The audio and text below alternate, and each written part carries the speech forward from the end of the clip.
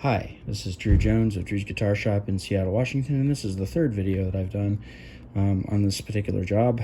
Basically what we did in here was some wiring repair to this Parker Fly. Video links in the description to the first two videos that I did regarding this repair. But in that last video, I mentioned that when you reinstall these electronic components, to avoid tearing these flex PCBs, you want to put something in to prevent the knobs or the pots from turning if the pots become loose, because that is what is causing this stuff to torque and tweak itself and eventually tear. And so we want to be able to take something like a star washer and we want to go over the pot, and this part here, we're going to want that to bite into the wood on the other side, and what that's going to do is it's going to help lock that in place. So even if it does become a little loose, this thing isn't going to allow that pot to really like turn and, you know, go crazy. This video here is about what to do if you don't have enough of those washers to work with what you have. Generally, if you're buying you know, any kind of quality pot, these are going to come with it. Like, this is going to be a thing that you have on hand that, you know, came with the part that you're going to install. But sometimes when you're working on stuff like this where the pots are already installed and you don't necessarily have one of these to go with each of those parts, you may need to improvise a little bit. Now, I found 3 of these, but I need 4 of them, and so I made this guy here. This is a star washer type thing that I made myself using one of the standard washers from some pot somewhere. I have more of these standard washers here than I do of the star washers, and I just wanted to show you quickly how I went about making that. Basically what you're going to want is some tin snips ideally, but in a pinch, you know, a decent pair of scissors will also work. It will dull your scissors, so, you know, don't use mom's sewing scissors for this. What you want to do is you want to open that up, and you want to take that washer, and this is a washer that's, you know, made for pots. It's very thin. It's made out of some very easily cuttable metal. And so what we're going to want to do is we're going to take that tip and we're going to want to insert it about halfway up, and then we're just going to want to make a little cut. And we're going to want to open up, and we're going to want to do it again. Maybe make that one a little bit deeper.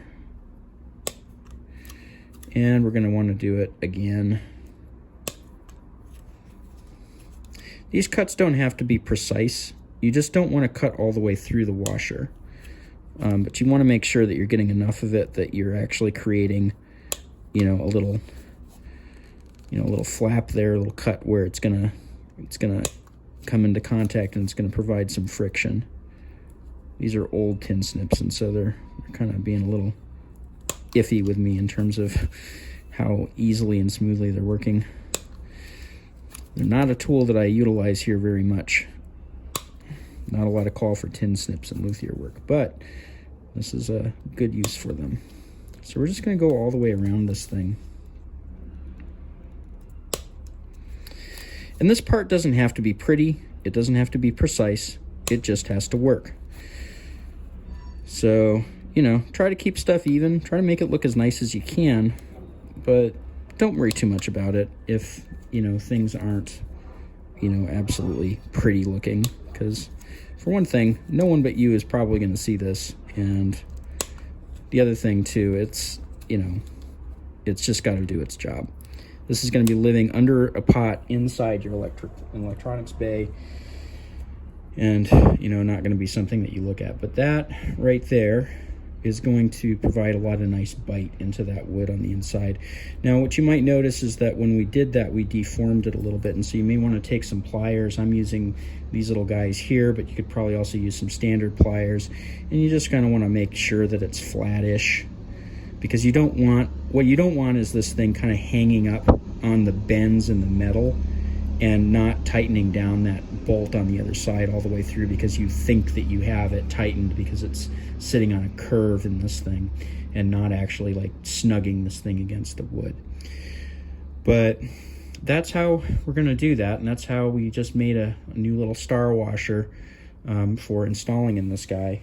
And so, you know, when we put our pots in, this is going to be the first thing that we put down. If you want, you can put like a tiny little drop of super glue or something like that to hold that in place while you slip that pot back in there. And then we're going to be tightening down the bolts on the other side and squeezing this against the wood on the inside, which is going to provide some mechanical friction. And then we're going to be tightening down that bolt, which is going to be compressing the wood just a little bit on the other side and making it so that we have that that kind of friction sort of thing going on there, and holding that in. And so, you know, between these two principles of, you know, holding a piece in place, these pots shouldn't be moving around and causing this problem, because what's causing these things to snap is that those bolts on top become loose, and then when you're turning the pot, you get to the end of the pot's travel, and then because the pot is loose, you turn it again and the entire pot on the inside turns. And when that happens, you're putting a lot of strain on these things, which really weren't designed to take any strain in the first place. So this will help prevent this problem from developing in the future. This is a really common problem to have with these Parker flies because of these flex PCBs, that is to say these ribbony looking things in here. And if you have a Parker fly, this is a good thing to do. If you open up the electronics bay and you're doing electronics work on it anyway, and you have all the components sitting out, when you put them back in, just slip one of these over it before you put the pot back in. And that's going to help you out a whole lot in making sure that you don't have to open that electronics bay again and do more repairs. Anyway, this has been Drew Jones of Drew's Guitar Shop in Seattle, Washington. If you enjoyed this video and found it helpful, like, subscribe, hit the bell, link to friends, all that good stuff. Also, if you liked it enough to drop me a tip, there's information on how to do that in the description of the video, and also a link to my Reverb page where I sell some stuff, and a link to my website where you can find my pricing info and my contact info. If you happen to be in the Seattle area, I'd love to hear from you if you need any repair work done. If you're outside the Seattle area and you want to give me a call about an issue that you're dealing with for some consultation type stuff, I can't guarantee that I'll be able to help you, but there's also information about that in the description of the video. Anyway, this has been Drew Jones of Drew's Guitar Shop in Seattle, Washington. Thank you for watching.